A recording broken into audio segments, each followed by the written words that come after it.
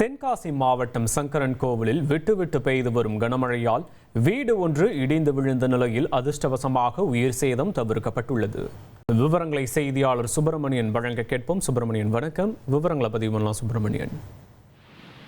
தமிழகத்தில் வடகிழக்கு பருவமழை தீவிரமடைந்துள்ள நிலையில் கடந்த 3 தினங்களாக சங்கரன்கோவில், சிவகிரி, வாசுதேவநல்லூர் மற்றும் அதன் சுற்றுவட்டார பகுதிகளில் பலத்த மழை பெய்து வருகிறது.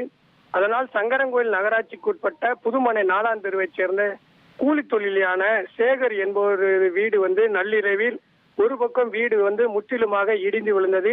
அவர் மறுபக்கம் தூங்கிக் கொண்டிருந்ததால் அதிர்ஷ்டவசமாக உயிர் தப்பினார். சங்கரன்கோவில் பகுதிகளில் தொடர்ந்து பெய்து வரும் மழையினால் பல்வேறு இடங்களில் விவசாய நிலங்களில் தண்ணீர் தேங்கியுள்ளதாக விவசாயிகள் குற்றச்சாட்டு முன்வைக்கின்றனர். இது தொடர்பாக வருவாய்த்துறையை சார்ந்த அதிகாரிகள் தற்போது வரை தேங்கியுள்ள மழைநீரை அகற்றும் பணியில் ஈடுபடவில்லை என கூறப்படுகிறது. எனவே மாவட்ட நிர்வாகம் உடனடியாக தலையிட்டு தென்காசி மாவட்டத்தில் பல்வேறு விவசாய இடங்களில் தேங்கியுள்ள மழைநீரை அகற்றுவதற்கு நடவடிக்கை எடுக்க வேண்டும் என்பது பொதுமக்களின் கோரிக்கையாகும். விவரங்களுக்கு நன்றி சுப்பிரமணியன்.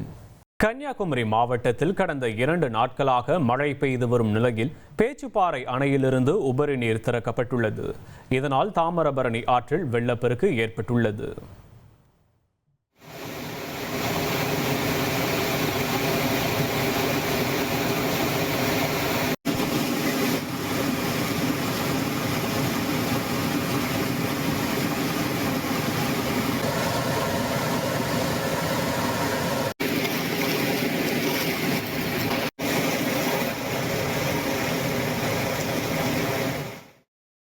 விவரங்களை செய்தியாளர் ராஜேந்திர பிரசாத் வழங்க கேட்போம். ராஜேந்திர பிரசாத் வணக்கம். விவரங்களை பதிவு பண்ணலாம்.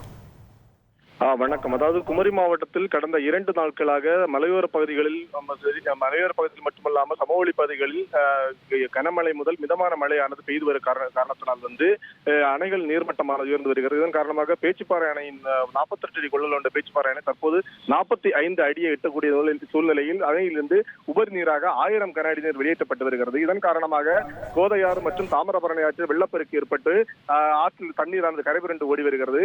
இதன் காரணமாக குளித்துறை சப்பாத்து பாலம் தண்ணீரில் மூழ்கி அந்த போக்குவரத்து ஆனது தடை செய்யப்பட்டுள்ளது. இதன் காரணமாக அந்த பகுதி வழியாக செல்லக்கூடிய மக்கள், இருசக்கர வாகன ஓட்டிகள் குளித்துறை வழியாக சுற்றி செல்லக்கூடிய ஒரு சூழ்நிலை ஏற்பட்டுள்ளது.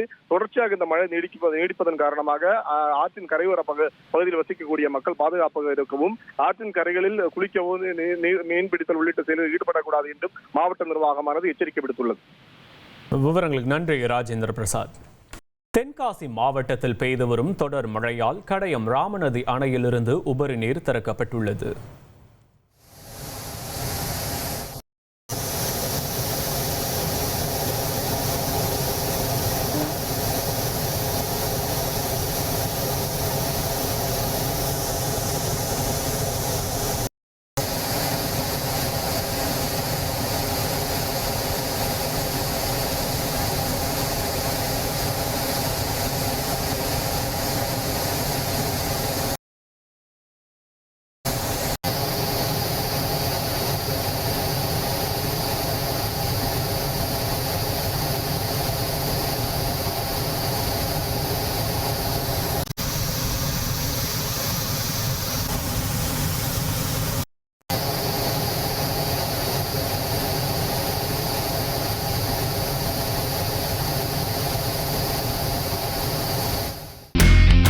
இனி செல்லும் இடமெல்லாம் செய்தி.